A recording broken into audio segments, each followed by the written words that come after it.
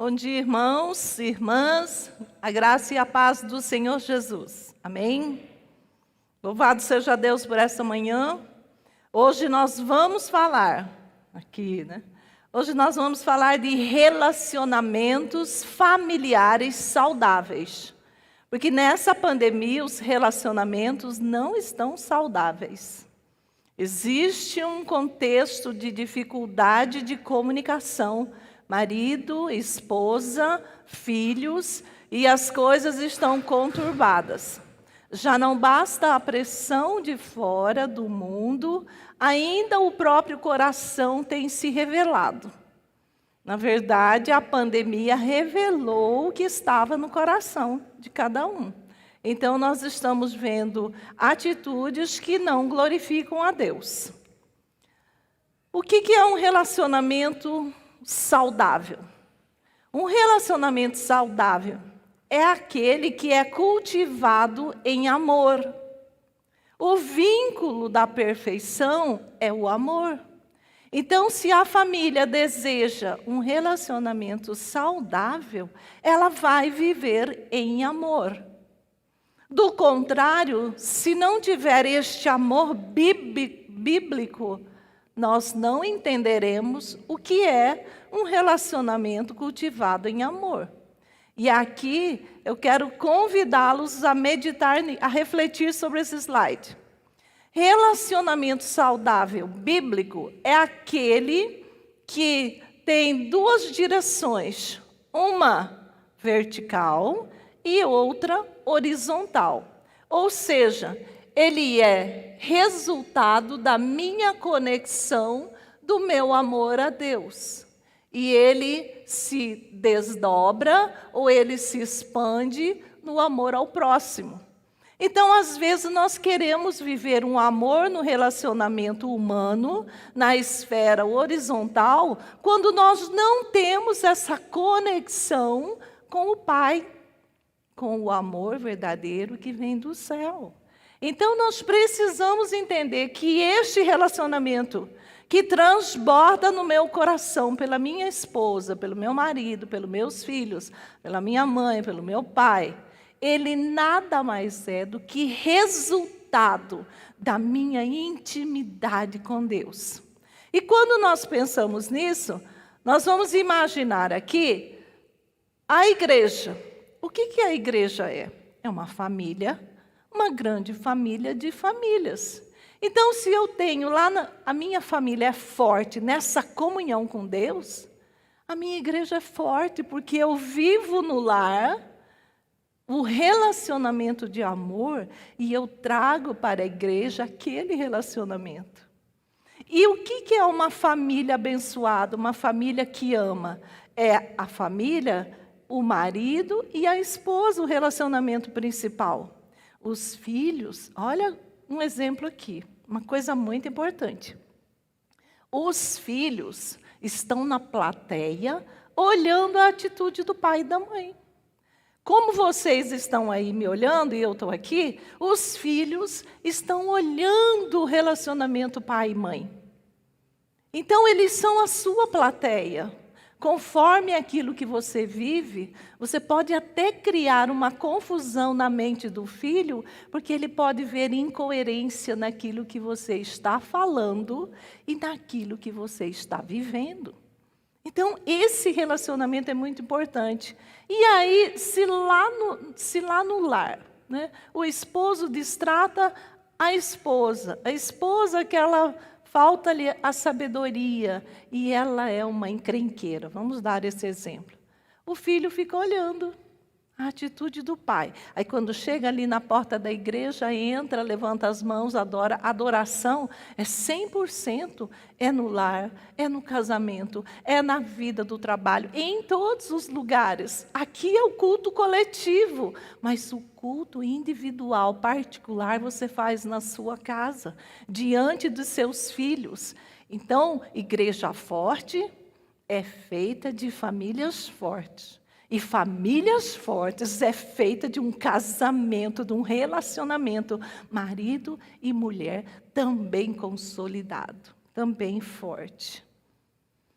Família. Família é um grande laboratório. Eu gosto de imaginar a família como um laboratório. O que é um laboratório? Aqui tem uma engenheira química, minha engenheira química favorita, né? E ela trabalha numa grande indústria de etanol. O que é um laboratório? É aquele lugar onde a gente vive as experiências de tudo, de colocar, de aumentar um produto, tira ali, testa, não dá certo, e faz de novo, e recua, aumenta, até que tenha qualidade. Não é assim? No produto que nós estamos fazendo. Família é isso. Eu erro, eu acerto, eu recuo, eu vou para frente, eu mudo atitudes, eu mudo comportamento. Porque a família é esse local incrível que Deus deu para você experimentar as emoções mais deliciosas, mais gostosas, mais enriquecedoras. Família, então, é presente de Deus para você. E ali é a oportunidade que a gente tem de viver esse amor. Mas eu quero falar aqui, né? Porque às vezes a gente, quando fala em família, nós gostamos de falar, a família dali, daquele meu vizinho, a família daquele irmão, né?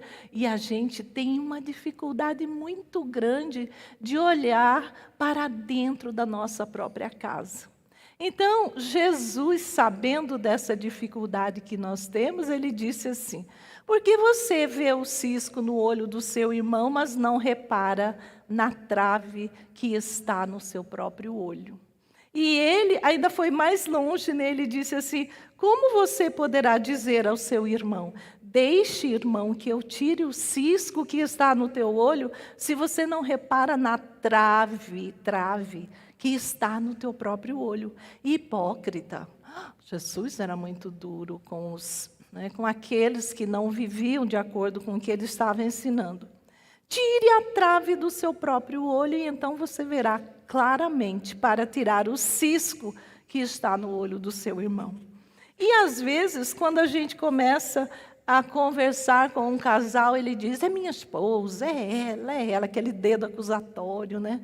Aí ela diz: não, é meu marido, é você. Por que existe essa competição de briga? Porque nós temos muita dificuldade de tirar a trave, a tora, né? Aqui que a gente fala, o mato-grossense, né? A tora que está no olho. Nós precisamos, então, hoje, eu convido vocês a olhar para você mesmo. Não pode nem olhar para o cônjuge, nem pensar no vizinho ou pensar no irmão. Você vai pensar em você mesmo para falar assim: como está o meu relacionamento com minha família, com minha esposa, com meus filhos, com meus pais, e que o Espírito Santo fale com você. Porque nessa manhã ele quer te ensinar a ter um relacionamento que glorifica a Deus. Mas para isso é importante a gente pensar então: qual o fim principal do homem? Que é aquela pergunta, né, importantíssima do breve catecismo. Por que eu estou aqui? Por que eu vivo? Né? Para quê? Por quê? E a gente fica com aquelas indagações. E o homem, o ser humano que não tem Deus, fica aí, divagando, né, pensando mil coisas. Os evolucionistas vão dizer: olha, tudo a parte de Deus, tira Deus, né?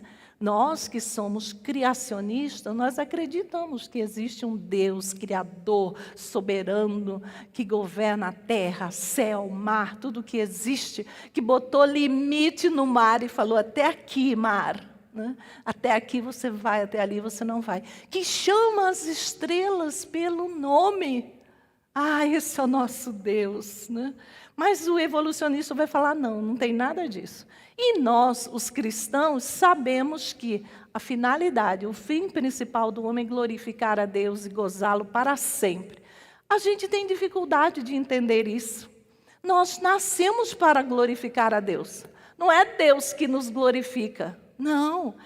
Hoje tem uma cultura de que a gente fica pedindo as coisas para Deus, até mesmo exigindo dele. E quando ele não nos dá o que queremos, nós ficamos amuados, aborrecidos. Esse Deus não faz o que eu quero.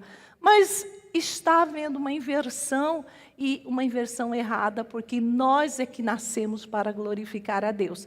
E olha aqui um segredo, porque eu glorifico a Deus, eu posso usufruir das bênçãos dele. Então a minha vida é resultado da minha adoração a Deus. É para isso que eu nasci, é para isso que eu vivi. Por isso que tem esse versículo na Bíblia. Quer vocês comam, quer vocês bebam, ou faça outra coisa qualquer, você deve fazer para a glória de Deus. O objetivo principal da sua vida, no seu casamento, no seu relacionamento em casa, é glorificar a Deus. Então, antes de fazer qualquer coisa, eu estou glorificando a Deus? Por quê? Porque dele, por meio dele e para ele são todas as coisas. A ele seja a glória para sempre. Amém. Então, nós não estamos aqui perdidos, não somos folhas ao vento, nós somos criaturas que nasceram de novo, regeneradas, para agora serem filhos e filhas amadas do Pai. Olha que privilégio, Deus ama você. É o que nós cantamos aqui com as crianças. E agora nós vamos cantar esse pedacinho, vamos lá? Se não for para te adorar, para que nasci, se não for para te servir, porque estou aqui. Sim, eu quero te adorar, Senhor, estou aqui. Às vezes a gente canta esse hino aqui, essa música, e não tem nem noção do que estamos cantando. Que triste. Eu nasci para adorar a Deus, porque se não for para te adorar, eu nem quero estar aqui. É muito sério. Criados para amar a Deus e ao próximo. E Jesus, quando esteve aqui, ele ensinou isso. Ele disse que nós somos criados. Um certo intérprete da lei, querendo colocar Jesus à prova, perguntou: mestre, qual é o grande mandamento da lei? E Jesus disse: ame o Senhor seu Deus de todo o coração, de toda a sua alma, de todo o seu entendimento. Este é o grande mandamento, o grande primeiro mandamento. E o segundo é esse: ame o seu próximo como você já se ama, como você ama a si mesmo. Às vezes a gente quer dizer: eu tenho que me amar. Não existe isso não, tá? Nós aí, o mundo secular, está criando um terceiro mandamento. Você tem que se amar. Não, eu nunca vi isso na Bíblia. Você tem que amar o próximo como você já se ama, como você ama a si mesmo. Então, nós temos que amar a Deus. Deus é amor. Deus é amor. E esse amor a Deus é demonstrado pela obediência à sua palavra. Se me amais, guardareis os meus mandamentos. Aquele que tem os meus mandamentos e os guarda, é esse que me ama. Aquele que me ama será amado por meu Pai. E também o amarei e me manifestarei a Ele. Às vezes a gente fala assim: eu amo a Deus. Eu também amo. Mas sabe qual que é a prova desse amor? É se você está guardando os mandamentos dEle. Isso significa obediência. O amor a Deus é expresso diretamente por essa obediência. Jesus disse: se alguém me ama, guardará a minha palavra, e o meu Pai o amará. E viremos para ele e faremos nele morada. Olha que privilégio. Então, você pode avaliar o seu amor por Deus.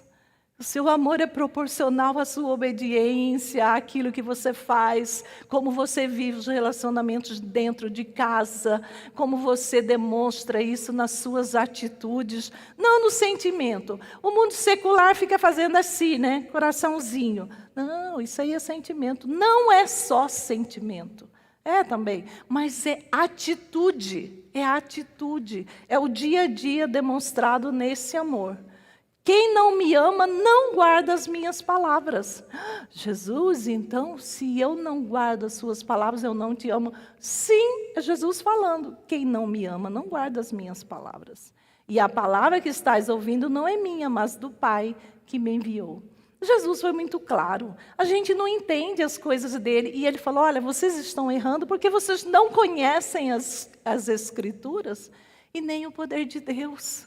Então, a gente erra no relacionamento com a família porque não conhecemos a Escritura. Vamos entender aqui uma coisa. Deus nos fez dependente dele. Então, nós temos que amar a Deus, amar ao próximo, como nós já nos amamos. É uma comparação. E aí, o que está acontecendo? Houve uma inversão. Eu me amo tanto que eu quero que Deus e o próximo me sirva. Os relacionamentos são egoístas, em casa, no casamento, e a gente se coloca naquele patamar de exaltação de si mesmo. Eu me amo, isso é horrível, né? E aí a gente quer que o outro nos sirva. Então nós temos relacionamentos utilitários. Eu amo você, eu quero que você me sirva. Se você não me serve, não quero mais. E tem gente que está fazendo isso no casamento. Ah, o amor acabou. Não, você tem um compromisso de aliança, você tem um compromisso onde a testemunha principal foi o próprio Deus que te uniu. Por que então agora porque acabou? Não, eu tenho compromisso, eu tenho uma aliança. O que sustenta o amor, o que sustenta o casamento, é esse compromisso, essa aliança. E nós queremos que Deus, então, seja nosso servo.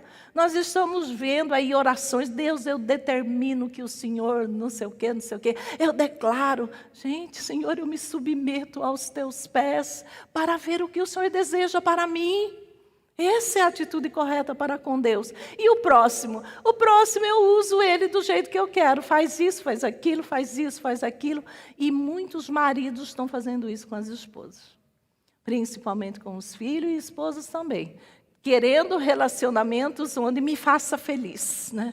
Essa história de felicidade fora de Deus é muito comum no mundo secular.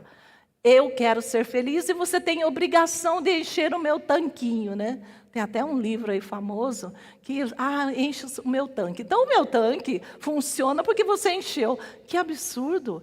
O meu relacionamento é pautado no amor a Deus e do amor que eu tenho por Ele. E agora eu posso usufruir dessa bênção dEle, inclusive no casamento e no relacionamento. Nós não dependemos de pessoas. Porque se for assim, né? Depender de um pecador, quando pecadores dizem sim, é um livro maravilhoso para quem está começando a entender isso. E aqui estou eu, né? Eu quero que as pessoas me agradem e sirvam a mim. Eu sou eu, naquele trono, né, de majestade. E aí seja feita a minha vontade, venha o meu reino, seja feita a minha vontade. Porque a gente deseja, nós temos esse coração mau, né? E onde começou tudo isso? Com Eva. Deus disse assim, olha, de toda árvore do jardim você deve comer livremente, mas dessa árvore você não coma, porque no dia que você comer, certamente morrerás. E o que a serpente disse? Não, não é bem assim. Né? Não é assim. E do fruto da árvore do jardim podemos comer. Eu pulei um aqui. Do fruto da árvore do jardim podemos comer, mas o fruto da árvore que está no meio do jardim, disse Deus, dele não comereis, nem tocareis nele para que não morrais. Eva já acrescentou aí, nem tocareis nele. Não foi isso que Deus falou? Aí a serpente. Aqui tem uma coisa que está até com destaque, letra maiúscula. Então, a serpente disse à mulher, é certo que não morrereis. Porque Deus sabe que no dia em que dele comerdes, se vos abrirão os olhos, e como Deus sereis conhecedores do bem e do mal. Queridos, sabe qual é o nosso problema? A gente quer ser como Deus. O problema de Eva foi esse, e o meu problema e o seu, muitas vezes é esse. Nós queremos ter controle da situação. Nós somos orgulhosos. Nós temos pensamentos dentro da gente que ainda bem que existe a graça, a maravilhosa graça do Senhor. Porque se fôssemos, né, largados, nós seríamos uns monstrinhos por aí. Mas nós queremos isso, ser como Deus. E aí o que a mulher fez? Ela viu que era boa para comer, agradáveis aos olhos, desejável para dar entendimento. E ela vai e come. O que aconteceu aí? Boa para se comer. Ela busca prazer. Nós estamos buscando prazer em tudo, porque o nosso coração egoísta quer sentir bem. Agradável aos olhos é uma ambição que não cessa. Gente, não tudo que a gente está vendo, nós queremos. E desejável para dar entendimento, nós queremos poder. Eu quero que vocês falem quanto eu sou boa, quanto eu não sei o quê. Nós temos essa necessidade, que horrível. Parece que nós vivemos conforme que os outros dizem para nós. E quando as pessoas não falam aquilo que a gente gostaria, nós ficamos arrasados. Nós queremos ter seguidores, né? Eu tenho 100 mil seguidores, agora está na moda isso, né? Não, eu só quero 2 seguidores. Está lá no Salmo de Davi. A bondade e a misericórdia me seguirão. Ah, Senhor, isso eu quero. Né? Isso eu quero, bondade e misericórdia no meu coração. Mas nós temos essa sede de prazer, de ambição, de poder dentro de nós. E hoje não é diferente. Essa cobiça da carne, esse desejo intenso por esse prazer físico, a cobiça dos olhos, esse desejo intenso por tudo que a gente vê, eu quero ter. Soberba da vida, aquele orgulho das nossas realizações e dos bens, eu quero ser. O problema é o mesmo. O problema não mudou. E se vocês lembrarem, né, Jesus foi atacado exatamente nisso aí. Porque quando ele chega, que ele é levado para ser tentado, o diabo fala para ele, se você é filho de Deus, mande que essas pedras transformem em pão. Né? Você precisa comer, ter um prazer físico da alimentação. Ele fala, olha, não é comida não, eu vou viver pelo que Deus fala, eu sou obediente a Ele. Aí ele leva lá na cidade santa, no pináculo do templo, e novamente Satanás fala, se você é filho de Deus, questionando a identidade dele. Ora, Jesus é filho de Deus, está questionando, se, né? Não, eu sou filho, mas ele estava sendo tentado. Aí ele diz assim, se você é filho de Deus, né, lança daqui, joga daqui, porque está escrito também que ele vai mandar anjos que vai te sustentar. Aí Jesus fala também, né, está escrito, não tentarás o Senhor teu Deus. E por último ele leva lá naquele monte alto e fala, olha, todos esses reinos aqui do mundo eu vou te dar, se você prostrado me adorar. Sabe o que o diabo quer fazer? Ele quer te enganar, tirar que você adore ao Senhor. Então é tudo isso. Não mudou. Esse negócio de querer ter, fazer e ser é que prejudica os relacionamentos. Os relacionamentos não são saudáveis exatamente por isso, porque eu estou querendo fazer, eu estou querendo ter, eu estou querendo ser fora de Deus, à parte de Deus. E aí, olha essa figurinha aqui, tem uma coisa, né, que eu queria mostrar para você. O ser humano quer ser o seu próprio Deus. Então ele faz o quê? Quando eu estou num relacionamento bom com Deus, o meu eu é pequenininho. Quando eu estou num relacionamento diferente, querendo ser o meu próprio Deus, o meu eu é grande. E João Batista aqui vai nos ensinar. Falaram assim, João, olha, tem um ali que está batizando, ele está, né, os seguidores, muita gente seguindo ele. Aí João entende a missão dele e fala assim, convém que ele cresça e que eu diminua. Se você adotar esse tipo de relacionamento, ou melhor, esse tipo de atitude nos seus relacionamentos, você vai ser humilde. Do contrário, você vai viver numa vanglória, né, querendo ser Deus nos seus relacionamentos. E aqui tem um exemplo. Você sabe o que significa o sufixo ismo? Humanismo. Ismo significa um estilo de vida. Então, o homem destrona Deus como autoridade e entroniza a si mesmo. Então, ele tem um estilo de vida onde ele destrona Deus e entroniza a si mesmo. Por isso, humanismo. Hedonismo. Ele busca essa sede por prazer. as atitudes dele é norteada por emoções e paixões, né? Ah, eu faço o que eu quero. Evita a dor, né? E aqui tem um conselho rápido para pais. Pais, seus filhos precisam conviver com a dor, com o sofrimento, não fica poupando. Porque você está ali debaixo do seu olho, então você está monitorando, você entende a dosagem desse sofrimento.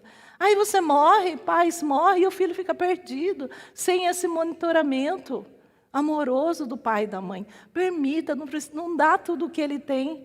Eu vi uma figurinha que falou assim, o menino estava chorando, brigando lá, e aí a mãe fala, o que mais que eu quero, que falta eu te dar? Aí a criança fala, me diga, me dá um não. Eu preciso do não, eu preciso do limite. E às vezes a gente não entende isso, né? Mas hedonismo é essa busca incansável de prazer. Eu quero isso, amanhã eu quero isso, amanhã eu quero isso, porque eu preciso me agradar. E relativismo, tudo é relativo, nada é absoluto, né? Os desejos do coração. Materialismo, nós temos que ter, nunca está satisfeito, está sempre descontente, está sempre murmurando porque deseja ter. E o individualismo, o indivíduo eu, né? O eu que a gente já falou. Mundanismo, nós estamos conformando com as ideologias do mundo. Diga não, não aceite. E viver o amor bíblico. Então, se você quer ter relacionamento saudável, você aprenda. É amor a Deus e amor ao próximo. E onde começa esse amor maior? Dentro da sua casa. Ah, mas eu quero aprender a amar. Está aí o segredo. Ame a Deus de todo o coração, de toda a alma e ame o seu próximo. Mas nós vamos ver alguém, né, que fala assim, mas o que é o amor bíblico? Eu não entendo. A palavra amor nas Escrituras significa essencialmente um compromisso sólido de agir sacrificialmente para com a sua família. Ninguém quer ter mais sacrifício nenhum, só quer ficar no conforto, né? O sacrifício, então, é aquilo que leva a um amor bíblico. Amar é dar e não receber.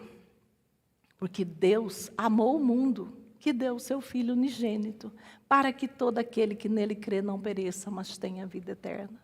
Nisto conhecemos o amor, que Cristo deu a sua vida por nós e devemos dar a nossa vida pelo irmão. Então a gente gosta muito de receber. Amor é sacrifício, é dar de mim, do meu tempo. E onde nós vamos ver isso? No cristianismo.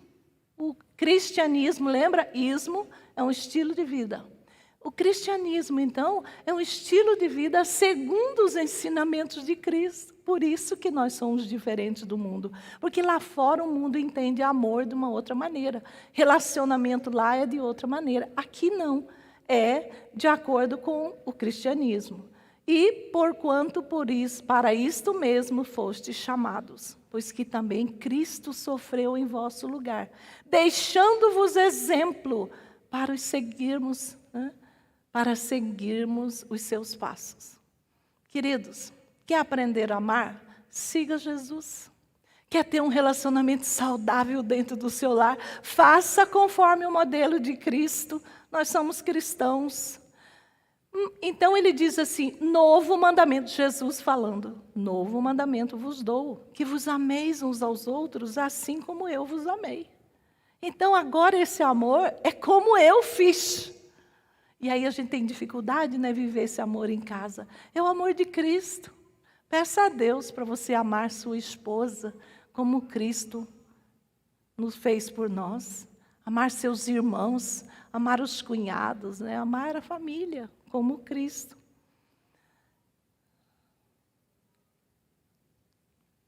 E aí faz o... Aí teve quando Jesus estava falando isso lá para aquele intérprete, né, ele falou, eu tenho dificuldade, Senhor, de entender quem é meu próximo. E aqui a gente vê uma das histórias mais lindas, né? O próximo, Jesus conta aquela parábola. Olha, certo homem ia descendo e os salteadores tomaram tudo, bateram nele. Um sacerdote fez de conta que não viu, passou de longe. O levita também fez a mesma coisa, nem se aproximou. E vinha um samaritano que era um inimigo, e aí ele para, ele cuida, ele faz a caixinha de pronto-socorro, socorro ali, abre, cura ele, põe no seu burrinho, agora ele vai a pé, leva ele lá para uma hospedaria, vamos dizer, para a primeira UPA que tinha, deixou lá, pagou tudo. Se tiver mais um problema, eu pago depois. Esse é o amor. Aquele cara era inimigo dele. E ele perde tempo, investe tempo, dinheiro, recurso, tudo que ele tinha em favor disso. Amor em casa é isso. Como está faltando mulheres boas samaritanas, mães boas samaritanas, irmãs boas samaritanas, pais, né, filhos. Nós temos que entender essa parábola e vivê-la, porque isso é para nós. Isso é o exemplo de amor. Mas vamos adiante. E agora, né? Para a gente não sair daqui falando, mas eu tenho dificuldade de viver esse amor. E aí Paulo, né, vai falar, e eu passo a mostrar-vos ainda um caminho sobremodo excelente. Deus não deixou a gente perdidos, não, irmãos. Nós vivemos os relacionamentos quebrados, truncados dentro da casa, porque a gente não entende esse caminho sobremodo excelente. Deus deixou para nós, e aqui nós vamos ler. Ainda que eu fale a língua dos homens e dos anjos, se não tiver amor, serei como o bronze que sou, como o símbolo que retine. Ainda que eu tenha o dom de profetizar e conheça todos os mistérios e toda a ciência, ainda que eu tenha tamanha fé, a ponto de transportar montes, se não tiver amor, eu nada serei. Ainda que eu distribua todos os meus bens entre os pobres, e ainda que eu entregue o meu próprio corpo para ser queimado, se não tiver amor, nada disso me aproveitará. Você está entendendo aqui a lógica de Deus? Cuidado, irmão, amor é a coisa mais importante, porque nós já vimos, porque Deus é amor, nós já entendemos isso. Então vamos dar uma passeada aqui em 1 Coríntios 13, quando chegar em casa hoje, ou quem está me vendo aí pela internet, depois, leia com calma tudo isso. Mas vamos entender aqui, porque aqui é a chave do relacionamento saudável. Você quer viver um amor? Lembre-se, o amor é paciente, mesmo quando você sente o forte desejo de expressar. Olha aí, o amor suporta a dor. Será que nós estamos suportando as lutas do casamento, da família? As provações sem murmurar. Aqui tem um segredo. Às vezes a gente fica murmurando e reclama. Estamos igualzinho o povo que saiu lá do Egito. Sentimos até saudade do alho, da cebola lá, né? Mas pelo menos lá eu comia. Olha que inversão. As provações têm que ser enfrentadas sem murmuração. E o amor é paciente quando mostra controle diante da provação ou da tensão e se mantém firme a despeito de qualquer oposição, dificuldade ou adversidade. Nós vivemos nesse mundo assim, tudo rápido, né? E o computador não deu certo, a gente quer que dê rapidão. Eu lembro que quando eu estudei, nós fomos iniciar a computação, era um negócio desse tamanho que cabia dentro de uma sala, a gente tinha que fazer aqueles programas, né? E foi tão difícil, eu tive que fazer 2 vezes, né? Porque a gente não entendia. Hoje, é um estalo de dedo, nós não temos mais paciência. Não temos paciência com o cônjuge, não temos paciência com o filho, queremos revidar, é tão ruim. O amor é paciente, mas o amor também é benigno. Olha isso aqui, irmãos. Mesmo quando você tem o desejo de retaliar fisicamente ou destruir a outra pessoa com suas palavras. Irmão, tem chefe, né, que faz a gente perder a calma. Tenham esse tipo de amor, amor bíblico. Isso aqui é amor bíblico. O amor é bondoso. O amor é compassivo, atencioso. Por que você não chega para a sua esposa e diz para ela assim, querida, eu vou te dar toda a atenção hoje à tarde. Vamos sair, vamos ali no parque, Massairo Camura, vamos fazer uma caminhada. Faz melhor, passa lá naquele jardinzinho lá da praça, você viu aquela florzinha linda, né? Pega essa florzinha, chega para ela, querida, essa florzinha é tão linda, mas você é mais linda do que ela. Ai, ela fica toda feliz, toda cheia. Pequenas coisas, como o pastor falou domingo passado, as raposinhas entram no seu vinhedo porque você não entende as pequeninas coisas que são importantes, que você deixa de fazer. A esposa, ao invés de murmurar, reclamar, né? Seja paciente, seja bondosa, seja compassiva. Deseja o que é bom para o outro. É isso que Deus espera de você. Esse amor é paciente, esse amor é benigno. Mas esse amor também não é ciumento. Especialmente quando você está ciente de que os outros são mais notados que você. Olha só. Tem a ver com o quê? Ciúme. O que mais? Vamos ver se vocês acertam quando eu tomo água.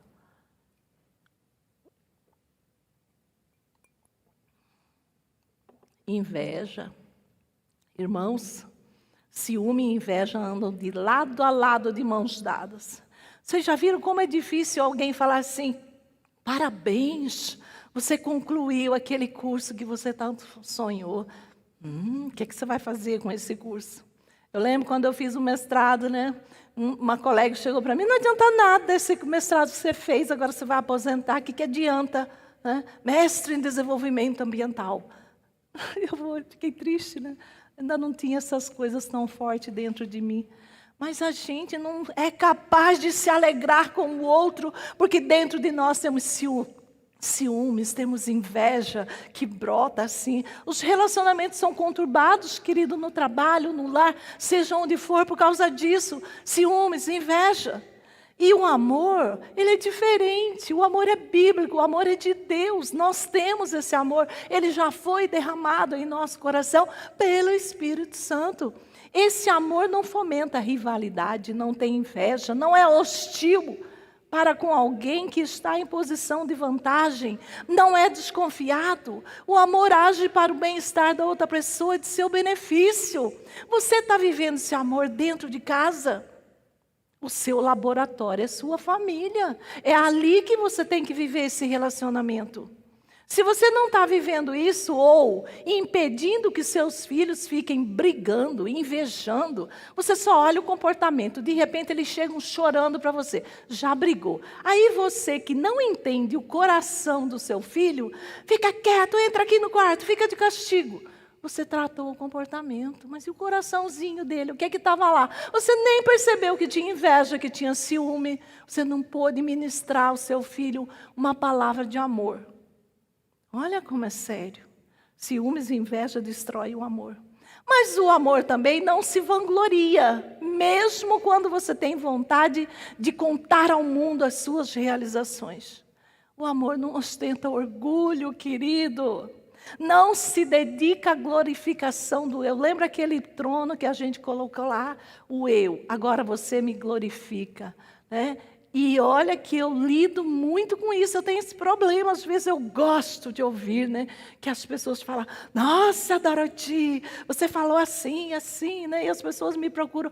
Gente, eu lido com isso, porque esse orgulho é aquele lá do jardim do Éden, aquele que o Satanás também sentiu no coração e que foi expulso. Orgulho é a pior coisa que alguém pode ter, porque a vanglória, por isso que fala vã, porque é vã essa glória. E esse amor, ao invés de olhar para mim, eu tenho que negar a mim mesma. Eu tenho que fazer morrer esse eu dia a dia. Jesus falou: olha, pegue a cruz. Siga-me dia a dia, você tem que fazer morrer. E sabe para onde que Jesus estava indo? Para a cruz. Nós temos que fazer morrer esse eu, diminuir ele e desejar servir apenas a Deus e ser humilde. Relacionamento dentro de casa passa por humildade. Mas continuemos, o amor não é arrogante. Não tem nada pior do que a soberba. Eu sou maravilhoso, eu sei, eu faço. Sabe o que faz isso? A gente não aceita a contribuição do outro porque você acha que só você sabe. Sua esposa, coitada, é uma inútil. Ai dela se não fosse eu. Isso é horrível. A esposa diz: meu marido, e o pior, ainda fala na frente dos outros, né? Esse aí só faz coisa errada. Você está depreciando, desrespeitando seu marido. Toda palavra tem que ser para construir a vida do outro. E a gente erra. E eu não estou aqui falando que eu sou boazinha. Quanta coisa eu já errei. Quanta coisa errada eu já fiz. Coitado de Topanote, né? Se ele não fosse compassivo, misericordioso, ele já tinha falado, não dou conta.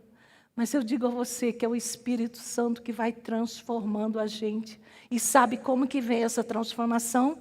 Por meio dessa palavra que vai entrando no nosso coração, no poder do Espírito Santo. Aqui tem tudo para nós vivermos um casamento que glorifica a Deus.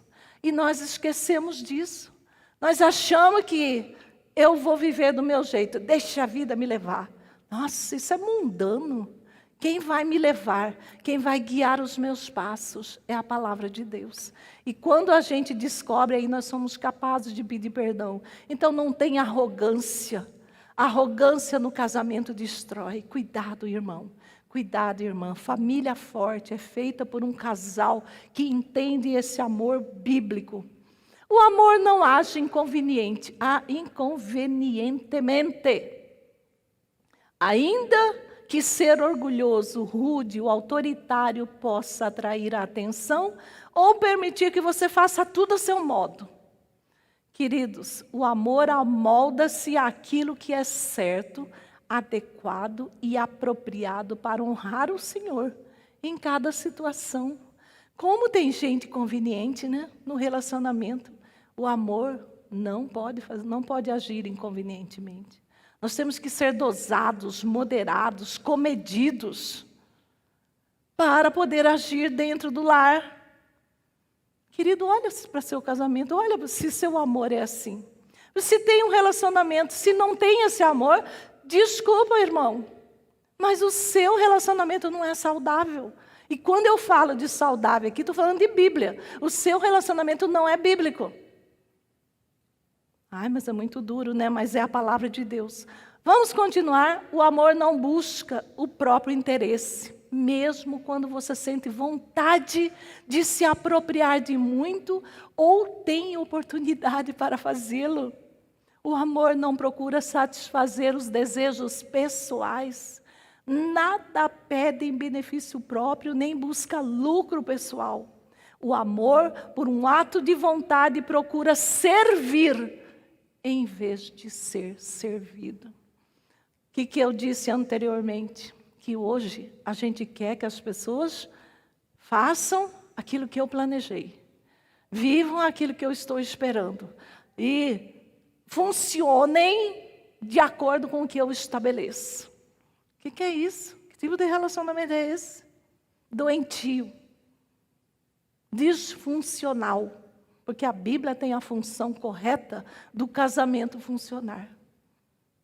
E aí você fala, pronto, estou perdido, né? Porque meu casamento está fora desse propósito. Deus tem um propósito para você, não se preocupe.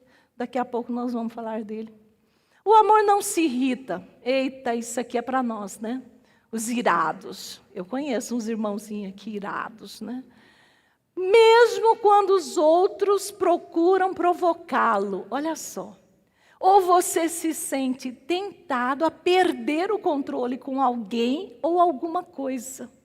O amor bíblico, o amor que vem de Deus, o amor que Jesus viveu, não é aquele que desperta a ira, nem incita a ira. O amor não desiste de treinar outros na justiça, com fidelidade, mansidão, mesmo diante das falhas. O amor não se exaspera. E aí a gente briga. Sabe por que a gente ira? Eu vou falar por mim, né? Irada. Ah, Deus, como Deus já me levou para o forno, bota no fogo para sofrer o processo de transformação, para ficar refinado. E eu ainda preciso, mas a ira eu quero do meu jeito. Eu quero do meu controle, né? E filhos, coitados, sofrem quando tem pais irados. Porque se não funcionou do que eu jeito, eu grito. Ô pecador miserável que nós somos, né? Ainda bem que Deus estende a graça dele, nos ama mesmo assim.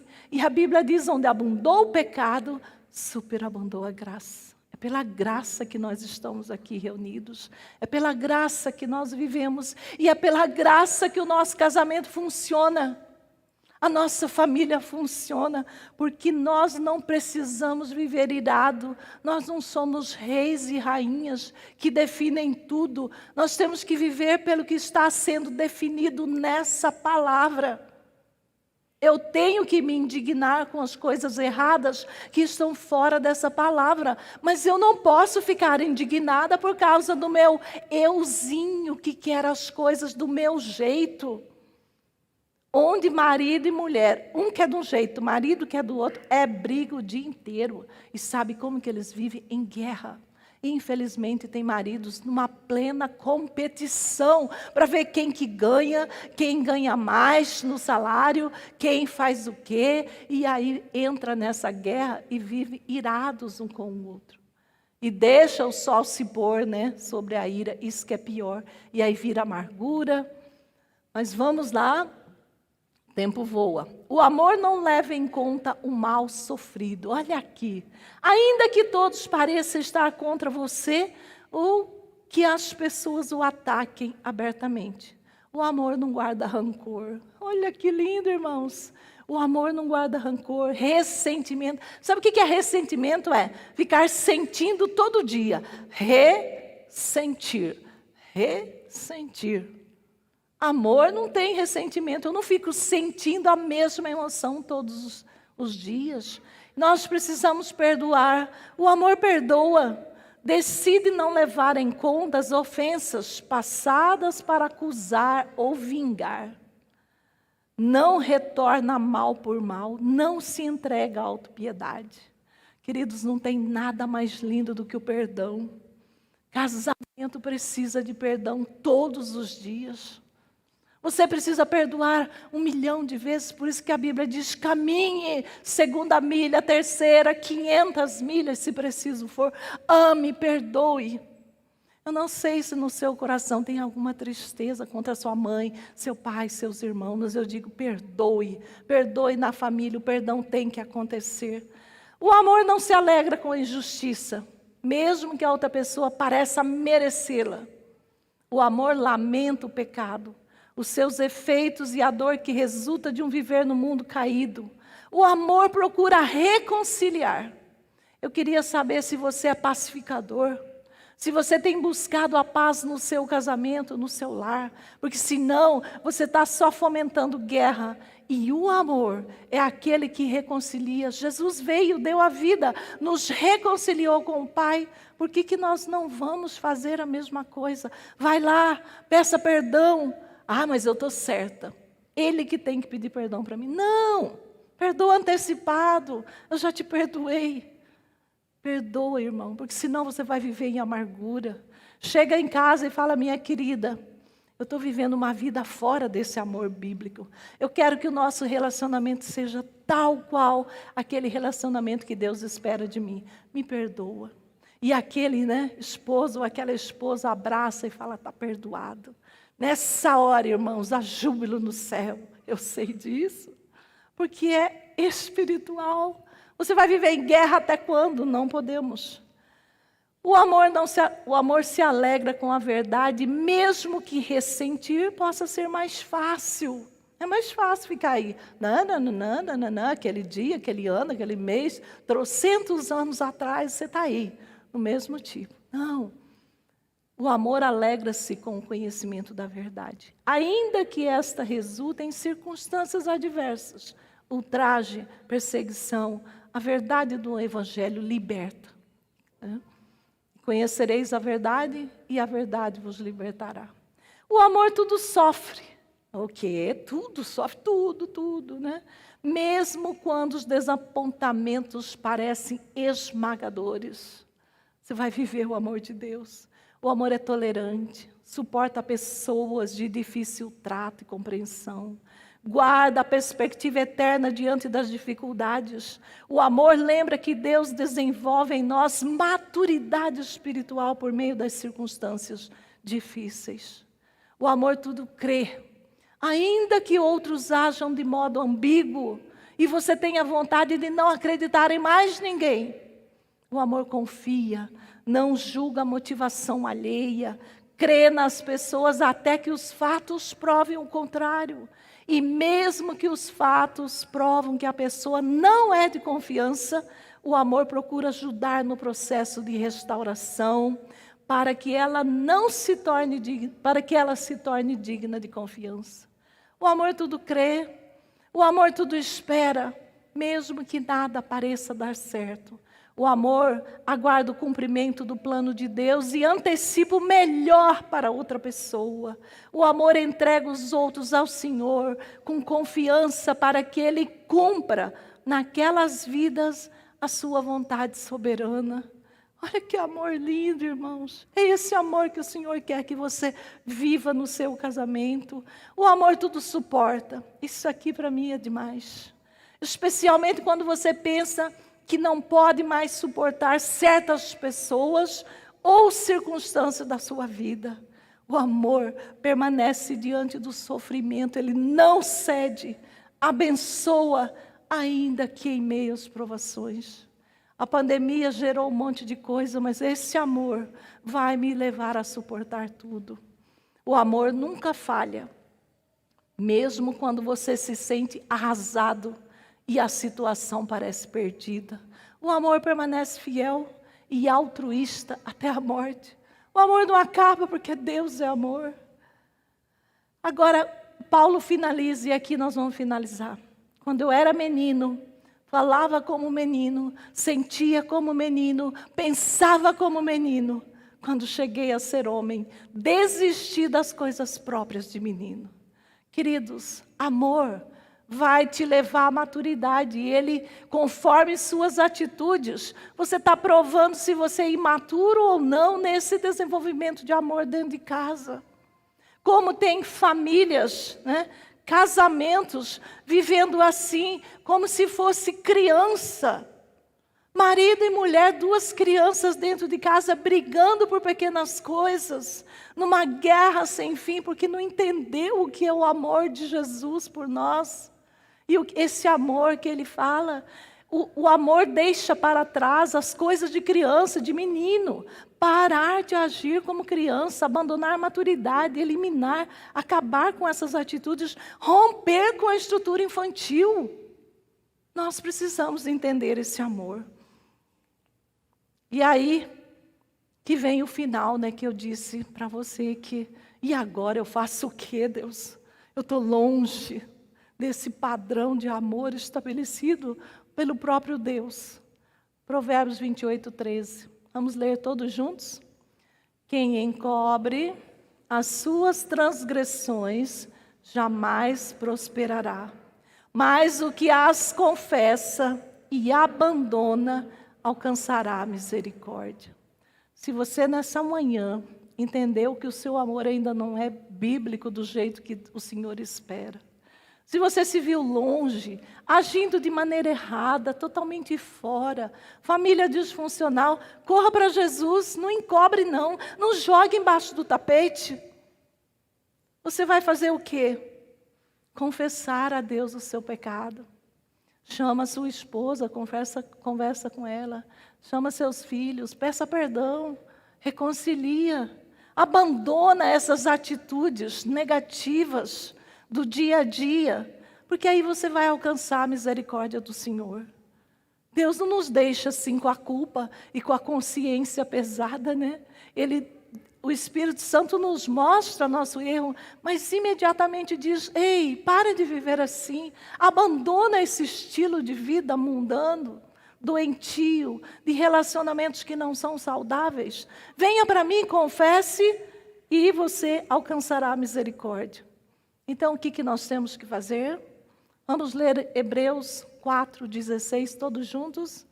Acheguemo-nos confiadamente junto ao trono da graça, a fim de recebermos misericórdia e acharmos graça para socorro em ocasião oportuna. Queridos, achegue-se diante desse trono, um trono de graça. Leve sua família para lá. Corra com sua esposa, vamos ajoelhar aqui de noite. Nosso casamento está errado. Nossos relacionamentos não estão funcionando como o Senhor espera.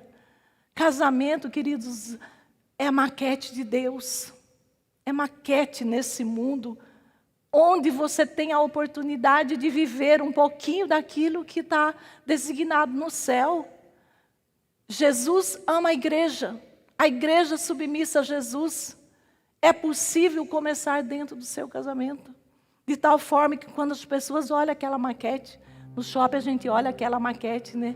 A representação final daquilo que é o relacionamento de Deus com o seu povo. Então, quando você vive bem, significa que o seu casamento pode espelhar a glória de Deus. As pessoas falam: o que tem esse marido, o que tem essa mulher, o que tem esse casal? Eles vivem o amor, não guardam mágoa, eles se perdoam, eles não agem convenientemente. Queridos, o Senhor falou com você nessa manhã. Pare com esse estilo de vida sem maturidade, busque a palavra e cresça nele. Desejo do meu coração é que o seu casamento seja forte, para que sua família seja forte e, consequentemente, sua igreja seja forte. Que Deus nos abençoe. Amém.